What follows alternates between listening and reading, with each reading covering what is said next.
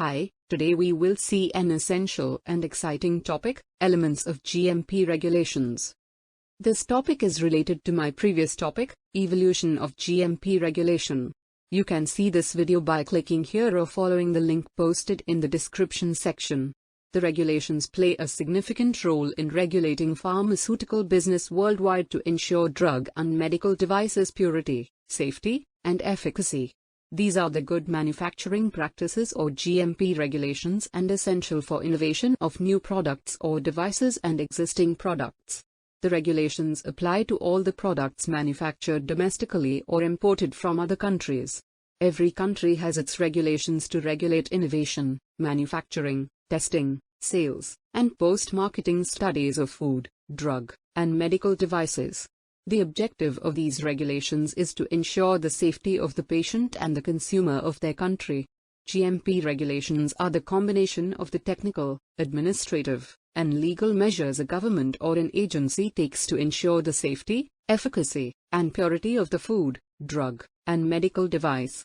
Here, it's essential to understand the difference between legislation and regulation. The legislation means the law, usually written in general terms to meet present and future needs. Regulations are the set of rules created by a law enforcement agency. They interpret the law for better understanding and facilitates their practical implementation. Take the example of the Food, Drug and Cosmetics Act 1938. This act is consisting of just 19 pages. The Code of Federal Regulations Title 21, which enforces this law, requires 9 volumes and contains over 4,000 pages. Every country is having its legislation, regulation, and regulatory agencies for enforcing the law. Though each country has different regulations, they are almost similar as these GMP regulations have the same objective of ensuring the safety, efficacy, and purity of the product and, ultimately, the safety of the consumers. These regulations are built on the principles of good manufacturing practices. This module will help you understand how GMP regulators regulate this industry and enforce the law. To explain the regulators' expectations, we have classified their expectation into 4 groups. These 4 groups further elaborated into the 19 elements. These 4 groups are management responsibilities, resource management, product life cycle management, and quality system analysis and improvement. In management responsibility, a regulator expects management should be sensitive for the patient's safety and taking responsibility for ensuring safety, purity, and efficacy of their product, compliance to regulatory requirements, making a quality policy that is consistent with the company's values, leadership on QMS design, providing appropriate resources and infrastructures required for the operations, establishing a proper governance mechanism, establishing a mechanism of periodic reviews and continuous improvement, a mechanism to capture risk to patient safety, and a mechanism to respond to patient safety. During quality audits, regulators review these aspects and give observations if they find any gaps. The second aspect regulators look at is resource management.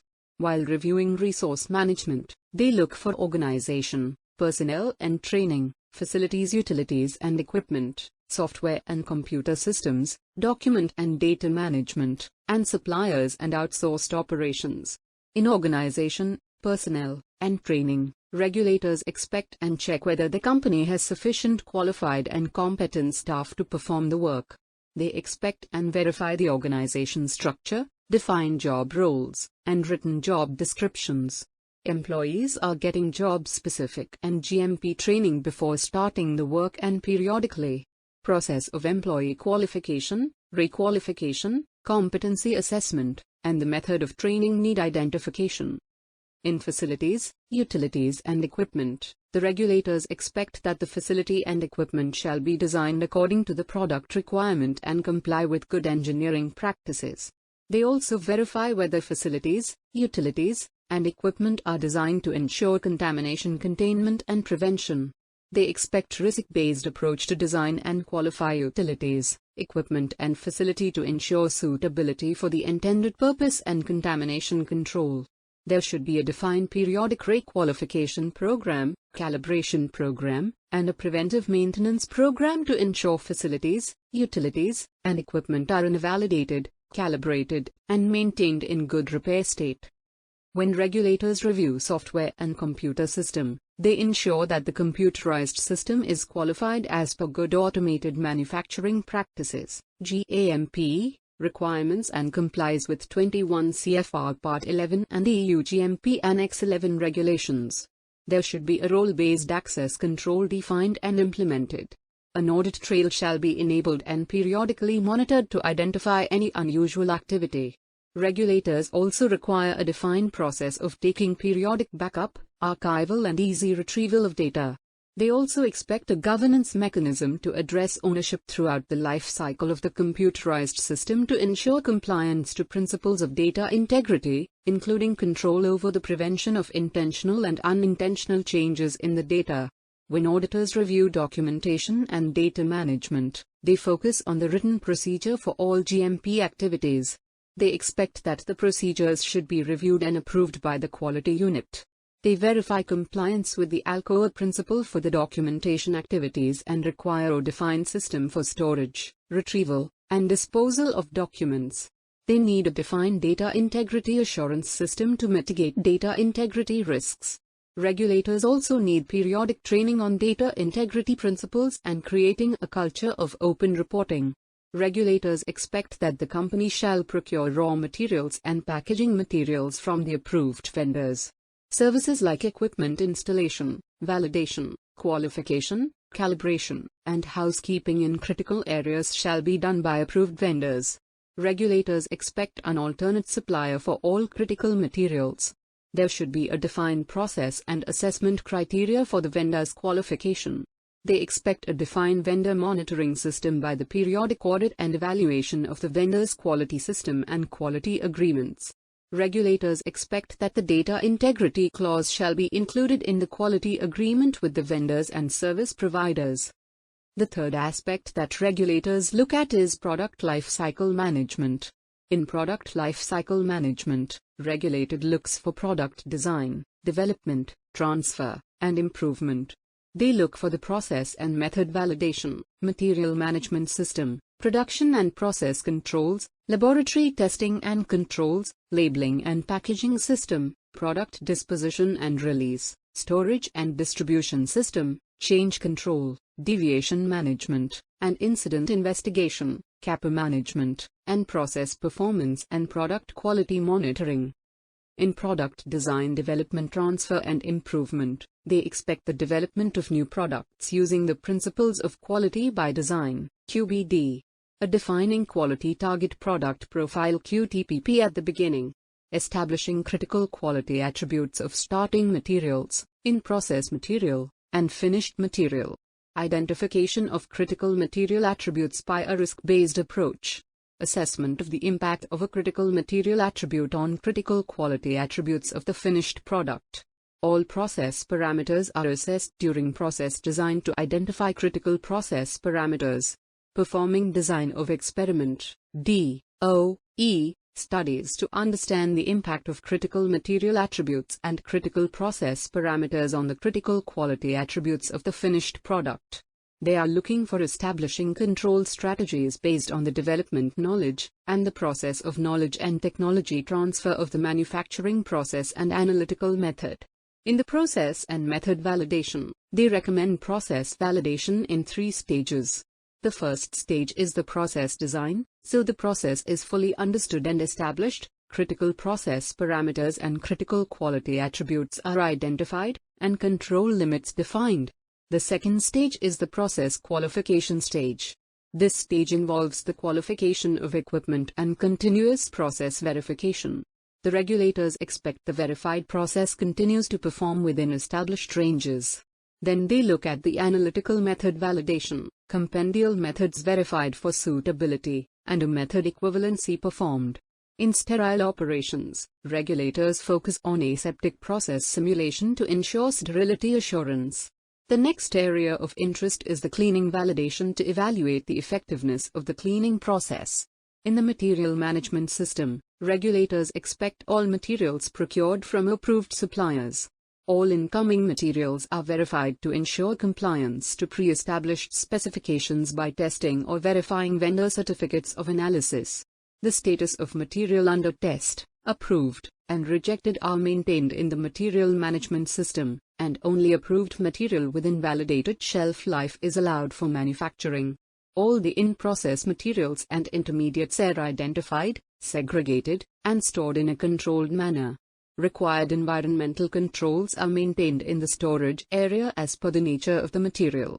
In production and process control, regulators expect the process controls shall be formalized during the process qualification stage of process validation. These controls shall be defined in the batch manufacturing record and standard operating procedures. Only approved documents and procedures are used for the production activities. Production shall be done as per established procedures by competent people under the supervision of competent staff. The documentary evidence is captured as part of manufacturing and control records. The process is defined for activities including microbiological control for sterile and non-sterile operations and established time limit for process and in-process controls. Reprocessing or rework is only permitted through an approved protocol for an established procedure.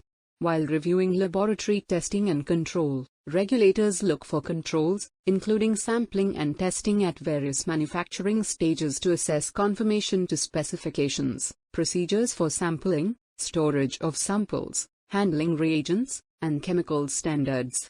Regulators also check for the qualification of reference standards, calibration of analytical equipment, and other activities impacting product quality. Regulators require sample testing by validated analytical methods and verified compendial methods. Data generated following ALCOA principles. Data review by a second qualified person. Regulators expect that all the laboratory incidents, out of specification, and out of trend results are investigated to identify the cause of failure, and appropriate corrective and preventive actions are taken. In the labeling and packaging system, they look for the design, appearance, and content of the label as per product application and regulatory requirements. How usage of label and packaging material is controlled.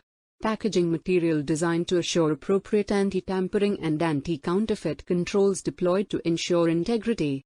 And how rejected labels and packaging materials are handled. When regulators review product disposition and release, they expect all relevant data from the manufacturing and testing process assessed before disposition and release. Document from production and laboratory testing shall be reviewed for adequacy, accuracy, and compliance. All the incidents recorded during manufacturing and testing processes should be investigated, and appropriate corrective and preventive action taken to prevent the recurrence. In storage and distribution, regulators require a system for assuring product quality throughout distribution networks using good storage and distribution practices principles. Regulators require direct measures like service level agreements and quality agreements to ensure patient safety with the supply chain partners. Storage conditions of the product are controlled, and risk-based verification of logistics and transport for temperature-sensitive products. Change control is a significant area for any regulator to review. Regulators expect a systematic approach for proposing, evaluating, approving, implementing, and reviewing changes at all product life cycle stages. Changes shall be evaluated to mitigate the risk evaluation and approved by the quality unit. Changes implemented as defined, close in a defined time frame, and communicated internally and externally to relevant stakeholders. The following essential element in the product lifecycle management is the investigation of the incidents and CAPA management. The regulator expects all the incidents shall be managed through a systemic approach from initiation to closure. The investigation should aim to find the root cause of the problem. There should be an effective CAPA implemented to eliminate the recurrence of the problem. Incident investigation and CAPA should be closed timely, and the overdue components shall be escalated for the action. When regulators review process performance and product quality monitoring, they look for a system of monitoring process performance and product quality. Regulators also expect that the quality metrics established are monitored and reported in the periodic quality management review, to ensure process consistency and a defined process of product stability testing to ensure the product's shelf life. The fourth aspect that regulators review is quality system analysis and improvement. In quality systems analysis and improvement, regulators look for quality risk management and audits and regulatory compliance. In quality risk management, regulators expect a systematic approach to evaluating, mitigating, and communicating product quality and patient safety risks. All the risks should be identified, assessed, and controlled by risk reduction and control measures. The concept of scientific risk assessment shall be applied throughout the product life cycle, during an investigation, validation, and assessment of changes. While reviewing audits and regulatory compliance, regulators expect qualified auditors shall do the periodic internal audit. There should be a pre-established schedule for the internal audits. Regulators look for a system of timely response and cap to observations made in the internal and external audits. Now, I'm concluding today's session. If you have any questions, you can ask in the comments and I will respond to your questions. If you like this content, please share it with your friends. If you want to get notified of my upcoming content, please subscribe to my channel. Thanks for watching, and happy learning.